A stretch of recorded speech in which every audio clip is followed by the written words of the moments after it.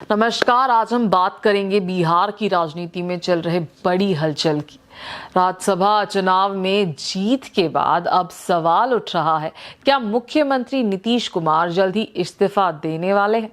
सबसे पहले बात करते हैं राज्यसभा चुनाव के नतीजों की। बिहार में 16 मार्च को हुए राज्यसभा चुनाव में एनडीए गठबंधन ने सभी 5 सीटों पर जीत दर्ज की। यह जीत गठबंधन की मजबूत स्थिति को दिखाता है। इस चुनाव में जेडीयू और बीजेपी के सभी उम्मीदवार सफल रहे। नीतीश कुमार को भी अच्छी संख्या में वोट मिले। वहीं बीजेपी और अन्य सहयोगी दलों के उम्मीदवारों ने भी मजबूत दर्शन दिखाए। लेकिन इस चुनाव का सबसे दिलचस्प पहलू था 5वीं सीट का मुकाबला, जो काफी कांटे का माना जा रहा था।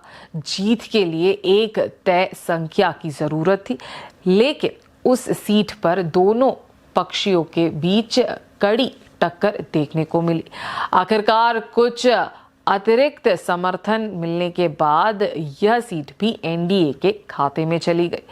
अब बात करते हैं उस मोड़ की जिसने पूरे खेल को बदल दिया। मतदान के दौरान महागठबंधन के 4 विधायक मौजूद नहीं थे।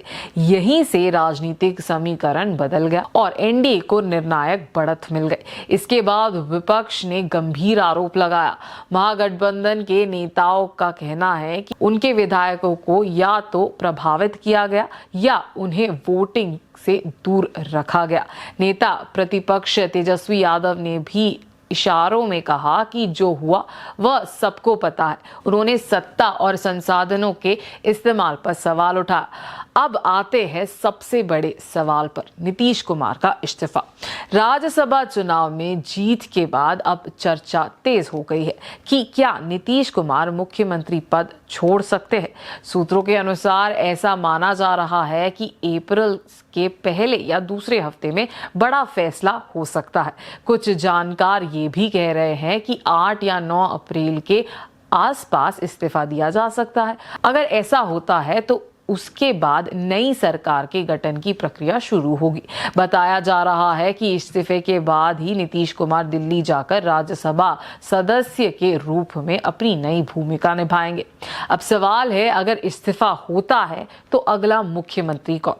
इसको लेकर भी चर्चाएं तेज है। बीजेपी की ओर से कुछ बड़े नाम सामने आ रहे हैं, जिसमें सम्राट चौधरी, नित्यानंद राय और विजय कुमार सिन्हा शामिल है। हालांकि अंतिम फैसला गठबंधन स्तर पर ही लिया जाएगा और इसमें नीतीश कुमार की भूमिका भी अहम मानी जा रही है। एक और दिलचस्प चर्चा, निशांत कुमार की एंट्री।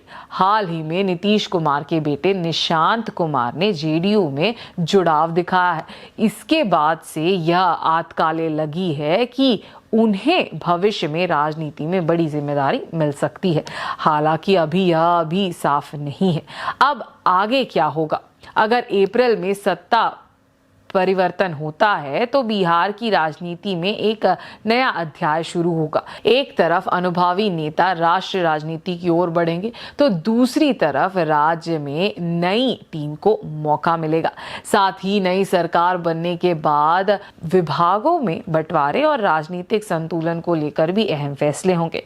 फिलहाल तस्वीर पूरी तरह साफ नहीं है, लेकिन इतना तय है कि आने वाले कुछ हफ्ते बिहार की राजनीति के लिए बेहद अहम रहने वाले हैं। क्या वाकई नीतीश कुमार इस्तीफा देंगे? और अगर देंगे तो बिहार की सत्ता किसके हाथ में जाएगी? इन सभी सवालों के जवाब जल्द सामने आ सकते हैं। ऐसे ही अपडेट के लिए जुड़े रहे केटीवी भारत के साथ। धन्यवाद।